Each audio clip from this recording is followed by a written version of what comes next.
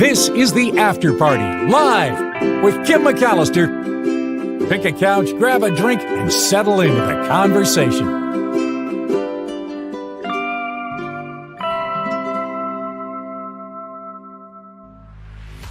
There it is. Hi, everybody. It is the After Party Live. Thank you for your patience. All I'm going to say is Mark Thompson is in rare form today. I blame him for my lateness here. Thank you guys for hanging out and for coming on over to the After Party Live on this Waterfall Wednesday. Love the waterfalls from Belinda Weymouth with her video that she sent us from Colorado. Super cool. I had some waterfalls that were sent by Ricky O'Bear, who happened upon the Munson Creek waterfall. And I have a little story about that. But then I was trying to play the video and was unable to do it. So I'm hoping that we'll have waterfalls on this Waterfall Wednesday, but I have a lot of stories to get to today. So kind of excited. And I'm seeing that you guys are in the chat. Looks like some preparations for Halloween underway. People watching Halloween spooky movies. Yvonne is going to enjoy the show listening in replays. Yeah, rest in peace, Jane Goodall. Recently, Jane Goodall, I want to say like a year ago, she came to San Francisco and spoke. And my niece, who is at UCLA and wants to be a vet, that's her hero. And so I got tickets and I sent my niece and my daughter and drove them to San Francisco, and they got to see Jane Goodall speak in person. And so I'm thinking about that today and how lucky they were to have that experience before her passing. But yeah. Okay, Teacher Lori, thank you for the stories, and we love you, and thank you for even popping in. I appreciate it. All right, let's get to some of the stories. Speaking of which, and thank you for all the ways you support the show. Please click a like and please click the subscribe. Click like and subscribe if you could. I don't know what's wrong with me. Goofy. And thank you for PayPal contributions as well. This show also crowdfunded. And now that I have said it, let's move to the stories, because I have this story about the Blue Angels. Usually we have Fleet Week in San Francisco, and the Blue Angels are kind of a staple of the event, but it looks like they're not expected to fly at Fleet Week in San Francisco this year. So, and it's always very controversial. Some people love the Blue Angels overhead. Some people think it's noisy and there's too much risk that maybe something bad could happen. And so they aren't loving the Blue Angels. But because of the government shutdown, I know we don't do politics on this show, but I'll just say it's because of the shutdown that the Blue Angels likely will not be able to perform. Also, no U.S. Navy ships are expected to be docking along the Embarcadero. So, yeah, the spokesperson for the Navy telling the Mercury News the Blues, as in the Blue Angels, will likely not be able to fly, and that the two Navy ships docked in San Diego, scheduled to arrive on Friday, will not be making the journey to San Francisco as well. Doesn't mean Fleet Week is canceled. The Canadian snowbirds will still be in the sky, but not the Blue Angels is what it looks like. So there's a lot of high school band competitions, a lot of things going on, but the shutdown is affecting the Fleet Week in San Francisco. Have you ever heard of will-o'-wisps, will-o'-the-wisp, or willow-wisps? This phenomenon where these mysterious lights appear. I first heard of it in the Disney movie Merida. And kind of, I don't want to say Scottish lore, but that's kind of what it seems like.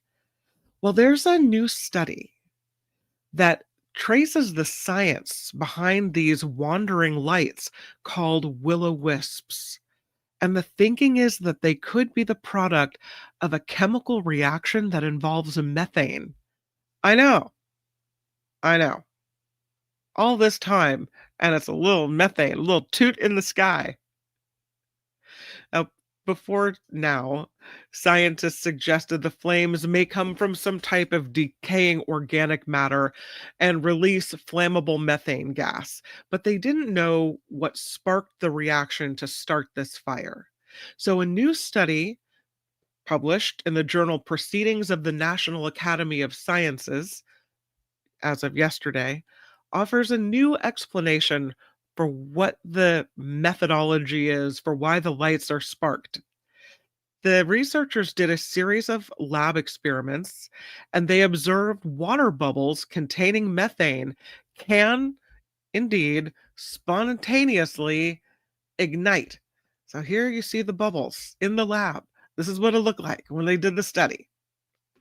And the spontaneous ignition of these methane bubbles is, they call it microlighting.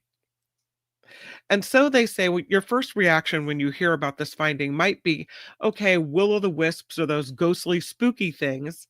But there's a physical chemist at Stanford who is the senior author of this study who says, in fact, the phenomenon we found related to how chemistry can be driven at interfaces, and it is profound. They knew that water droplets can generate electricity, but they didn't know if the tiny bubbles could do the same thing. So they used high-speed cameras to record what happened as a nozzle blew bubbles of methane and air into water.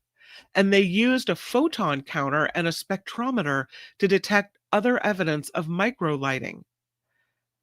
They say once the machines started bubbling the water with methane, the counter detected photons or particles of light. And eventually, as they kept bubbling and the water heated up, the camera started picking up microlighting because droplets of different sizes took on opposite electric charges. And when they got too close together, they would release a spark. So now they know how it works. Will-o'-the-wisps, a real thing. Sparking droplets of water, microlighting in the atmosphere. Have you been, I know, don't you feel happy you know that now? Have you been watching the Fat Bear Week? Because we got a winner. Here he is. He is 32 Chonk. And 32 Chonk claims the Fat Bear Week title in this contest out of Alaska's Katmai National Park. He's a big one, I'll say that. It's his first ever Fat Bear Week championship, 32 Chonk. He beat some pretty big bears, yeah, in a bracket style voting. And this year, there was some serious participation. 96,350 votes cast for 32 Chonk.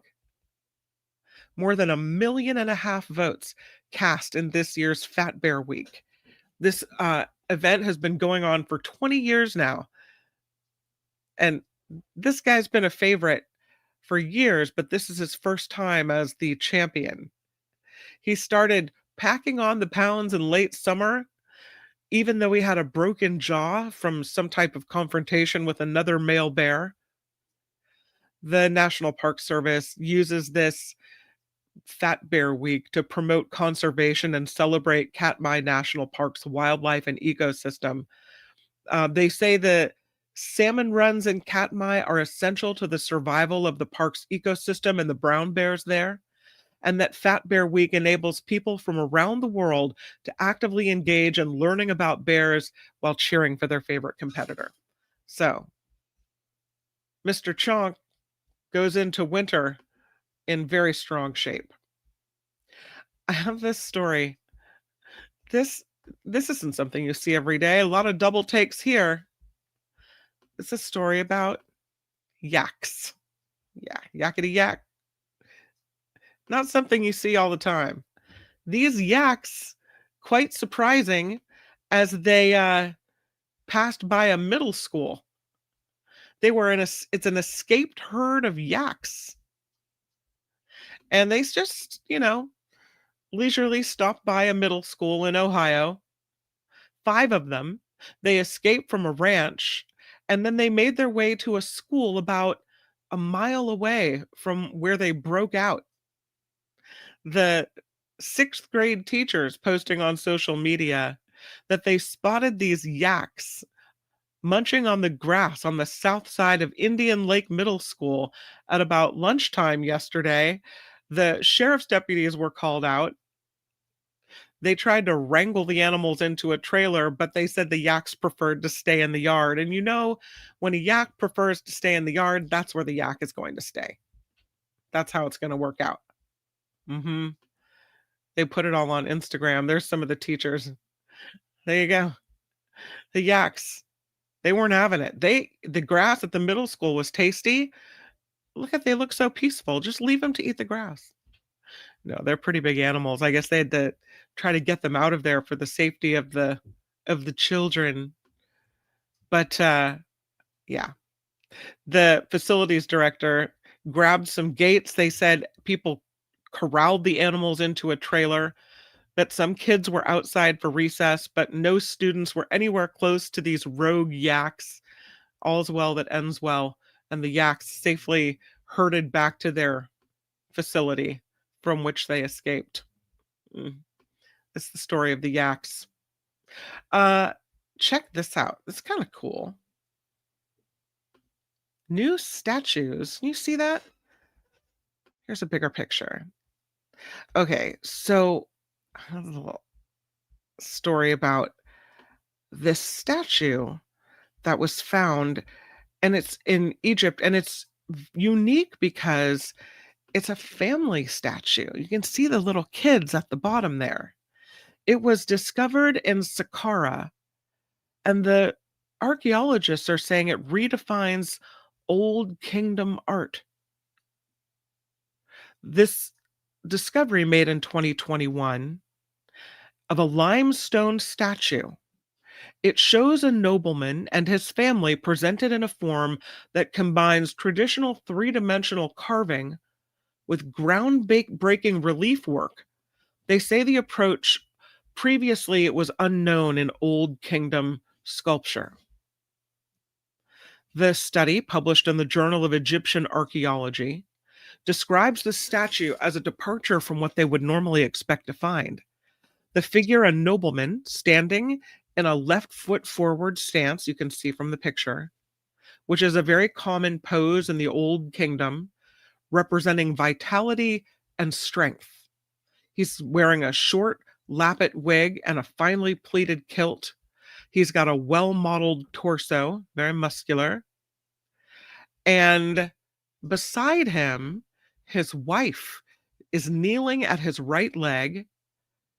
They say her small scale reinforces her supporting role. She has on a simple sheath dress with a broad collar and a shoulder-length wig. Kind of hard to see it unless I zoom in. There's one of the children. You can see the wife in this picture. You can see her grabbing onto the leg. But they said what distinguishes this statue from all the others is this inclusion of a daughter, carved not in the round, but in bas relief, standing behind the left leg of her father as the girl grasps it with one hand and holds a goose in the other, possibly representing provisions for the afterlife.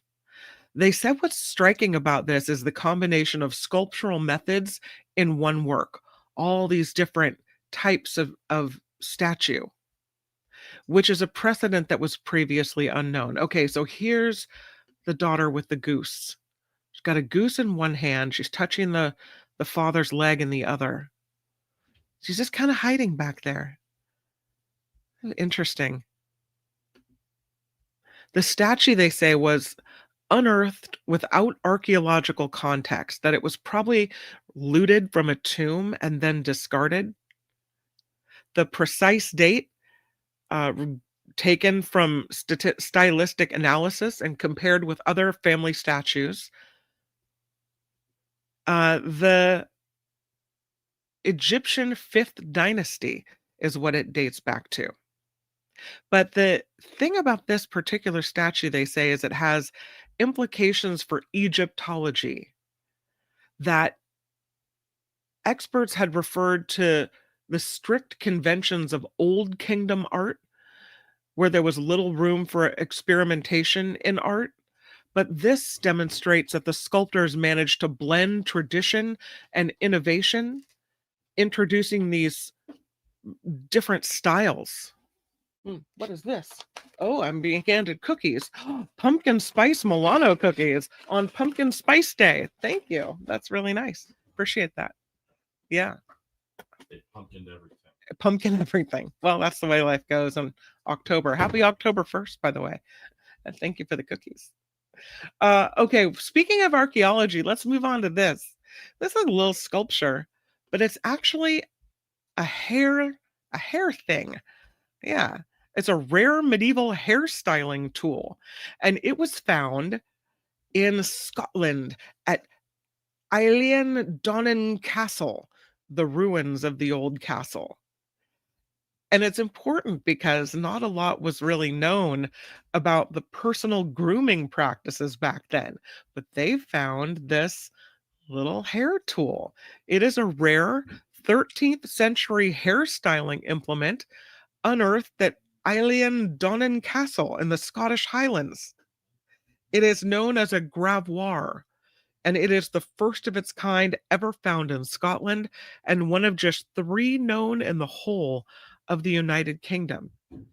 They found it during excavations they were trying to look into medieval life at one of Scotland's best known castles. This castle located where 3 sea locks meet at the gateway to Skye.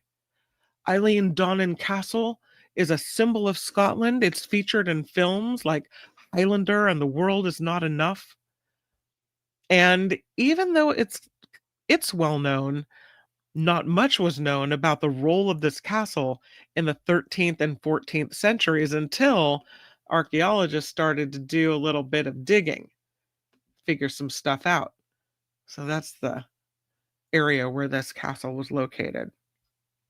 We found some other things there too. Look at that. Yeah, these are gaming pieces that were also found in this area. There are 80 boxes of items found at this site that look at daily life within this castle.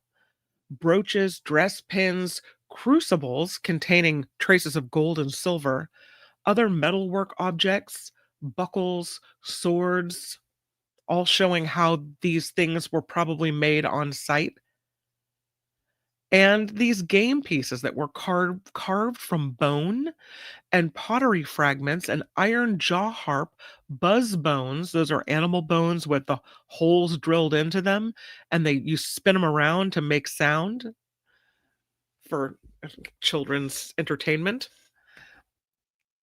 Archaeologists say the find allows them to look at the lives of people across the social spectrum in that area back in medieval times, from the smiths at the forge to the children playing with simple toys. The castle, Donnan, has a pretty important history. It was once a fortress of Highland Gaelic lordship, but after the 15th century, kind of dropped in significance. In the early 18th century, it fell into ruin and was abandoned, and then was later destroyed in the Jacobite uprisings of 1719. It was derelict until the 20th century, when then it was reconstructed to form the monument that now attracts thousands of visitors every year. And the finds that they made at the site, they say, mean that Donnan won't be remembered as a romantic ruin or a tourist attraction, but as a thriving medieval community. That hair thing, the gravoire, we say? Here it is, the gravoire. That this gravoire demonstrates how the inhabitants in this area were influenced by other European trends while adapting them with local materials. Little medieval hair thing. You know, you imagine somebody using that in the 13th century. I can imagine this guy must have a really sore mouth. He, from Egypt, this is a strong man and a wrestler, managed to pull a ship using his teeth. His name is Ashraf. He's nicknamed Kabunga, and he's often just known as Strong Man. He pulled this ship across the water in Egypt's Red Sea resort of Hurghada. Later, he pulled two ships weighing about 1.15 tons together. Crazy. He's a 44-year-old guy, and he now has a record. He pulled a 700-ton ship with his teeth. That's a new world record. He said after he did it, "Today I have come to break the world record. I pulled them both. Thanks to God, to prove to my friends and the whole world that God blessed me by being the strongest man in the world." He is from the city of Ismailia, which is a port city. And he's now going to send these videos of him pulling the ships to Guinness World Records to see if he set the new mark. The current record, because apparently pulling ships with your teeth is a popular pastime, is a 614-ton ship. That was the record was set in 2018. But he's been working up to it. In March, he pulled a train weighing 279 tons with a rope in his teeth. He pulled it for 33 feet. And that put him in the Guinness World Record books for the heaviest rail pull. But he also has certificates for the heaviest locomotive pull and for the fastest 100-meter road vehicle pull. 3 years earlier, he was recognized by Guinness World Records for pulling a truck with his teeth. So he has a very strong mouth, you could say. Strong man, also known as Ashraf or Kabonga. Look at that. What would make somebody look at a ship and think, I bet I could pull that with my teeth? Okay. He did it. There you go. So a lot of people do the online dating. And in some places, you have better results than others, maybe a little safer than others. This new website called Privacy Journal, they did an analysis. And they say if you're single and you live in Vermont, score for you, because that is the safest state in the country for online dating. Picturesque Vermont. They looked at the number of reported romance scams, ID theft, fraud, sex offenders, STD reports per 100,000 people.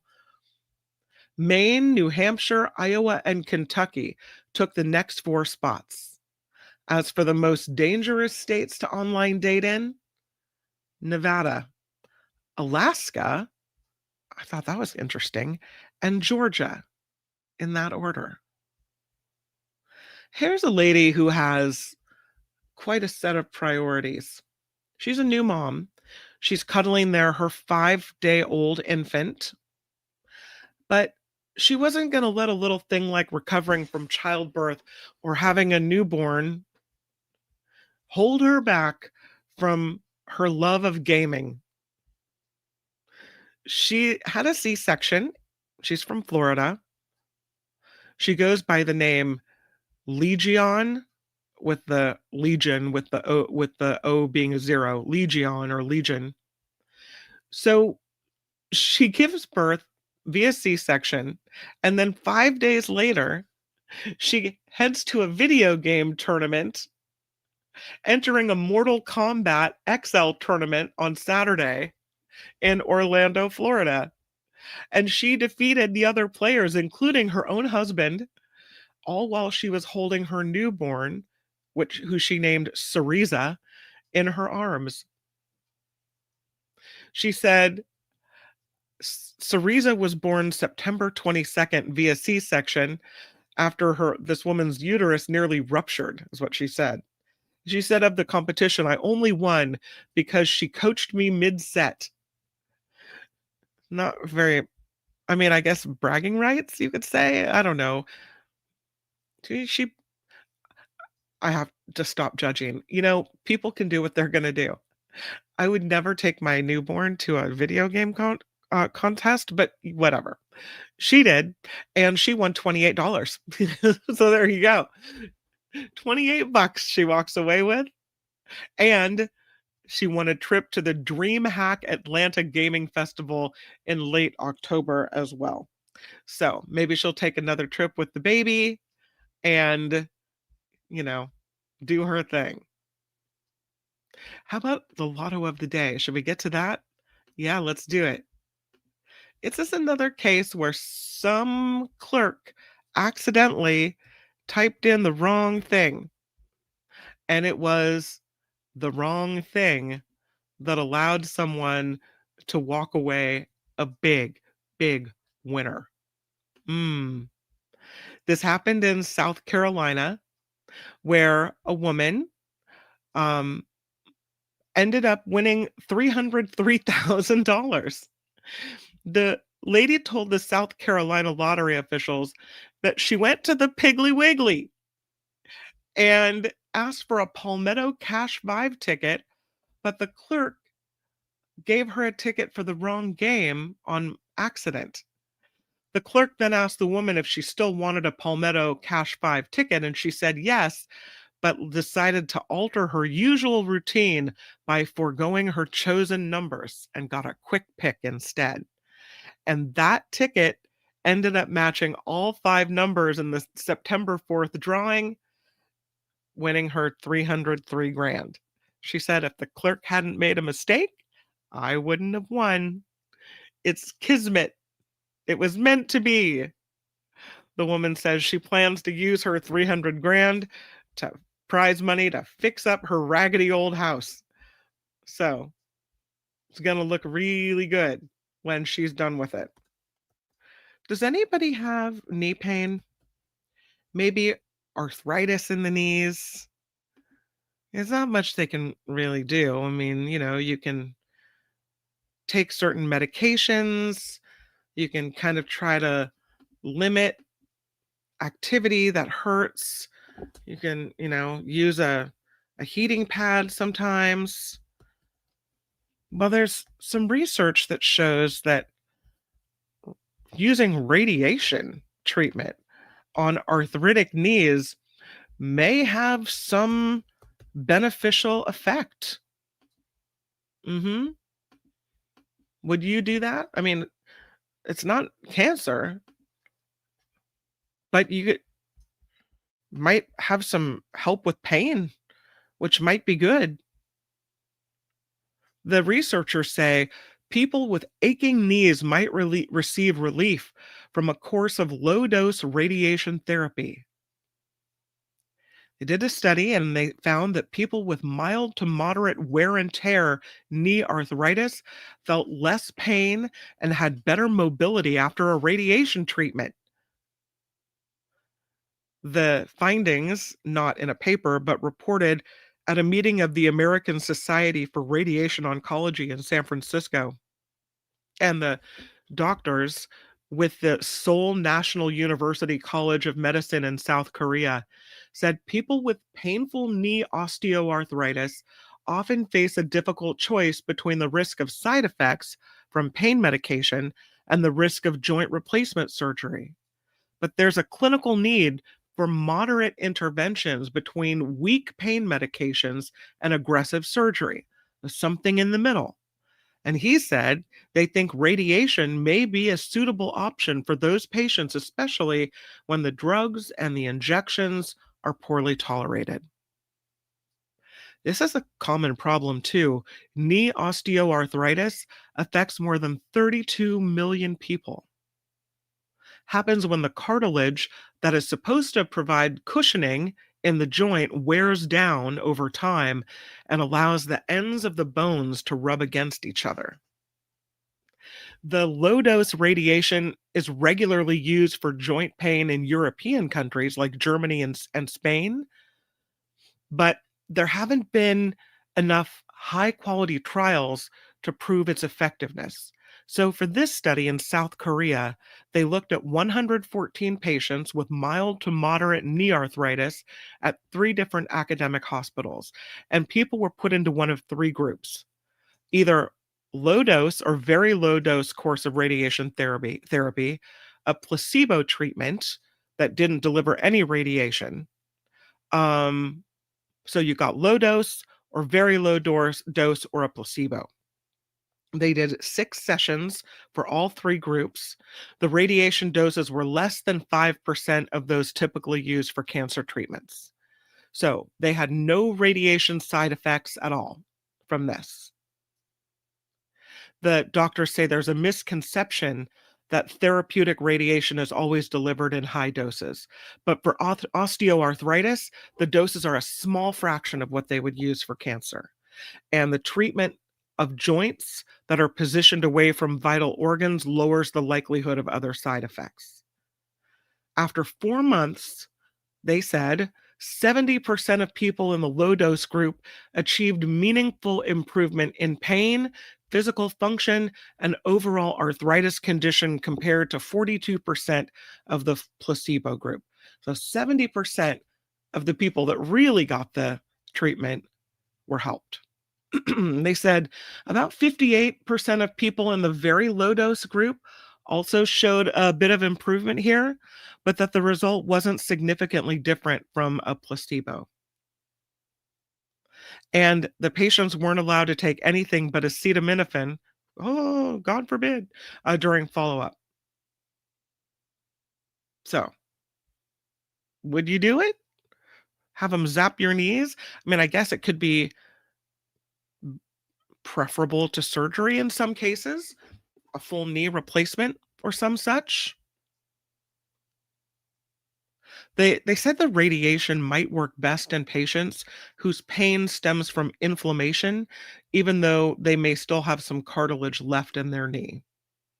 So now they're working on a 12-month follow-up of the patients that were involved in the study, and then they're going to do some larger studies to see if they can get further evidence of this. But the doctors involved say radiation treatment could help boost the effects of other standard approaches to knee arthritis, like weight loss and physical therapy and medications, that this could be in addition to everything else and could help people. So, I like helping people. Go to the chat, figure out, is that something you would be interested in doing? Getting your knee zapped? I'm betting there's someone with knee pain here. Let's take a look. Sandy does physical exercises for arthritis pain in my knees, and it helps as long as I do it consistently. Yeah. Oh, Wes has to go. Thank you, Wes. Have a great day. Another meeting for those of us left behind after the layoff. Oh, poor morale, right? Ricky says, pain is my friend. Oh, no. Viewfinder says, I can never eat enough gelatin for mine, but only have bothersome knees in October. Nothing to worry about until October. Welcome to October 1st, my friend. I guess it's knee pain month for you, huh? Rev P says it's likely the radiation is affecting the nerves, similar ablation or something like that. Judy says, what I need are some new knees. Mama's husband's knees are effed up from doing flooring for so many years. I can imagine that.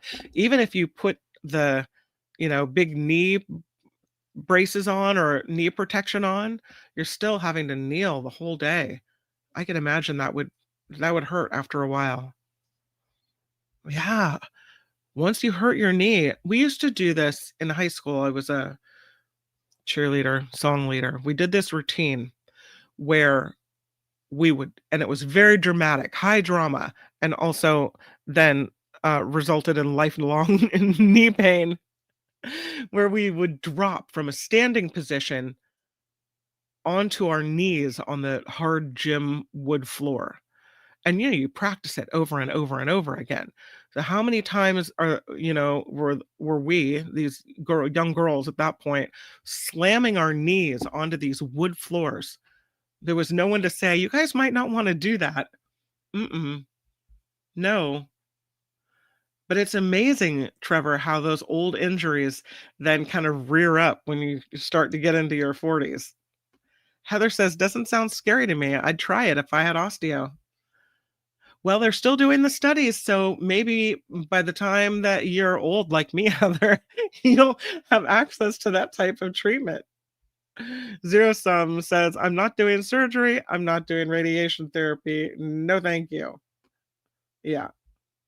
Does it work on hips? I don't know. I'll look into whether they've done any studies on it, but I would imagine, I mean, one would extrapolate that if it works on one joint, it would work on another.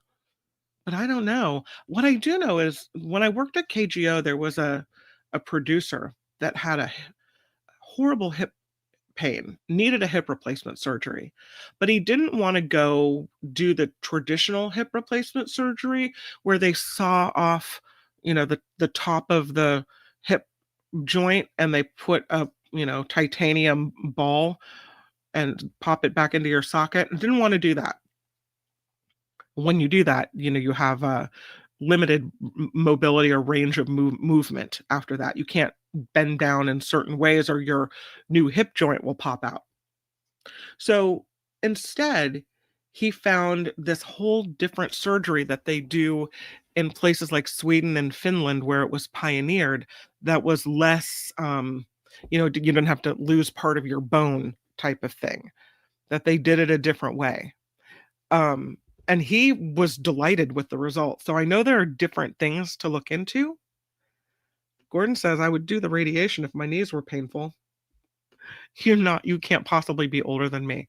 I've seen pictures of you. You look like a young, gorgeous woman. And I, well, do not. Mama says, my lack of athleticism has saved me from long-term pain. Yeah, they say if you don't use it, you lose it. But in this case, if you don't use it, you don't break it, right? Trevor says, Kim thinks I'm in my 40s. I love you, Kim. I love you back. Are you not in your 40s? I don't know. I guess you have grown children. Are you in your 50s? By the way, happy birthday. Happy belated birthday. Viewfinder says, sounds too sawing bones Gattaca to me. Heather's 47. You're still younger than I am.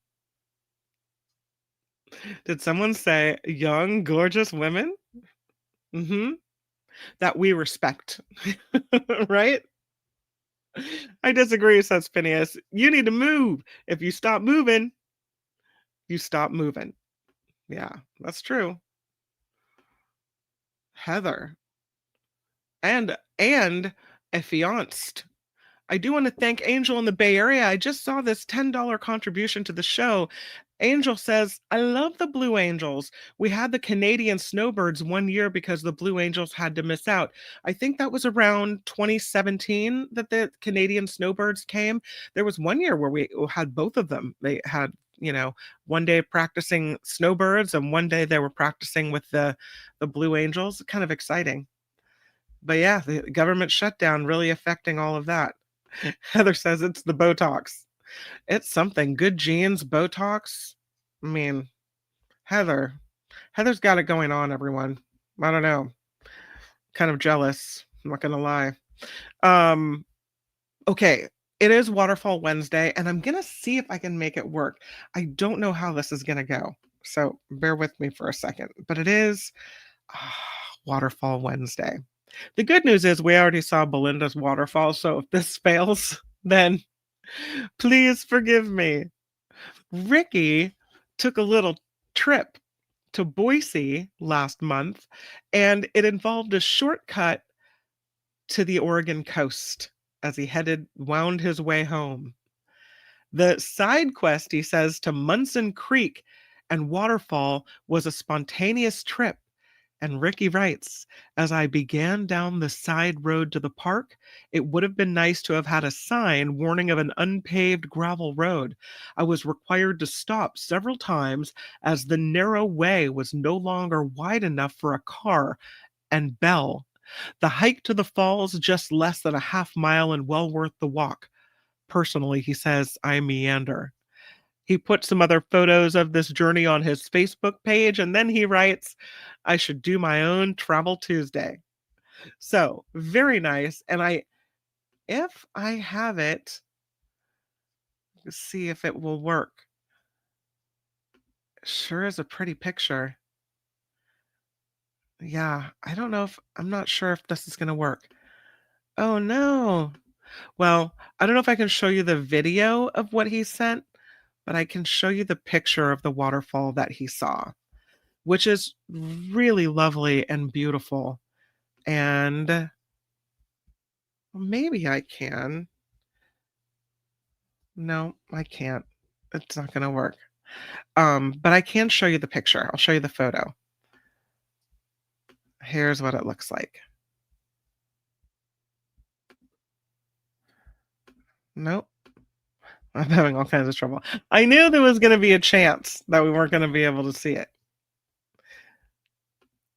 My computer keeps trying to play it. Okay, so here's the picture. I just can't play the video for you. Ah, see? It keeps doing that. Darn it. All right, I'm going to refresh because I think that I'll be able to show you the picture.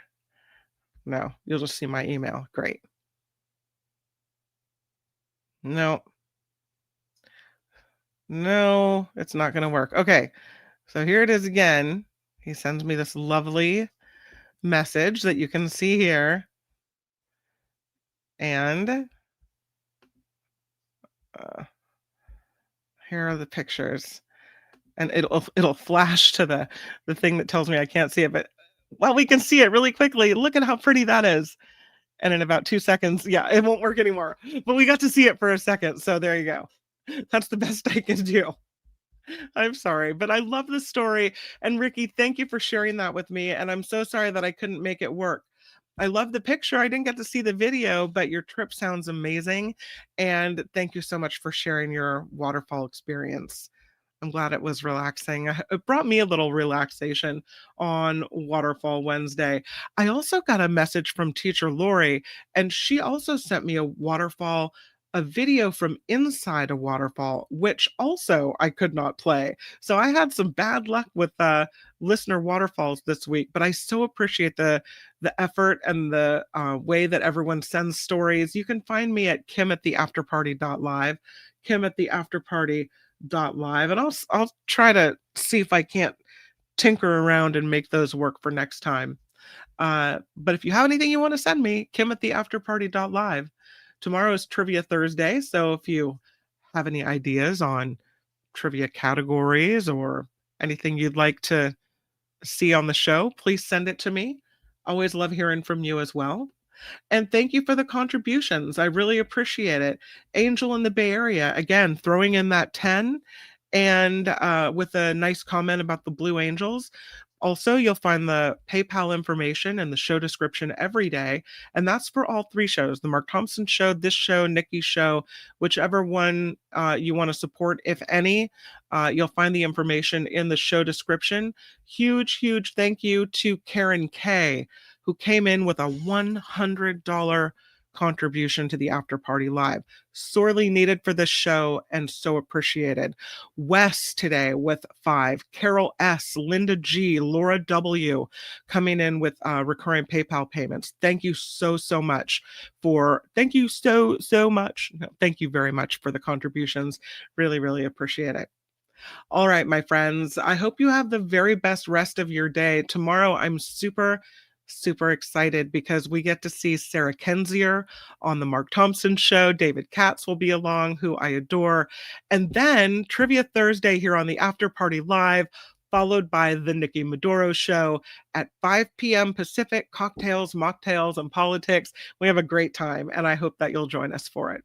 Until we meet again on YouTube tomorrow morning, make it a great rest of your day. The After Party Live would like to thank the following contributors and viewers like you.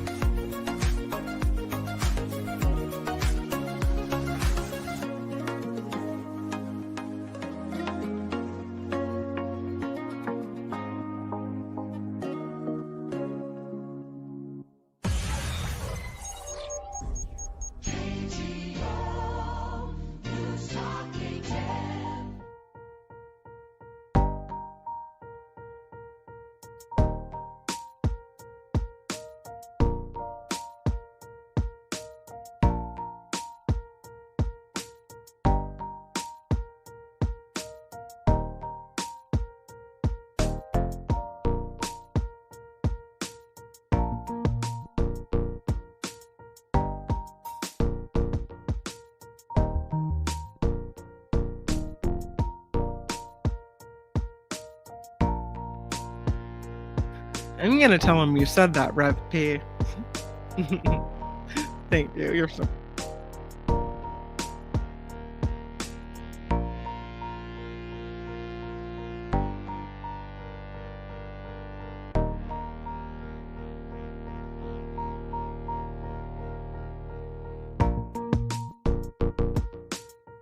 Yeah, we could do that.